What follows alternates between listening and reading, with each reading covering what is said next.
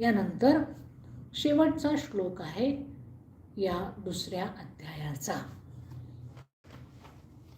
एषा ब्राह्मी स्थिती पार्थ नैनां प्राप्य विमुह्यति स्थित्वा स्यामन्तकालेऽपि ब्रह्मनिर्वाणमृच्छति.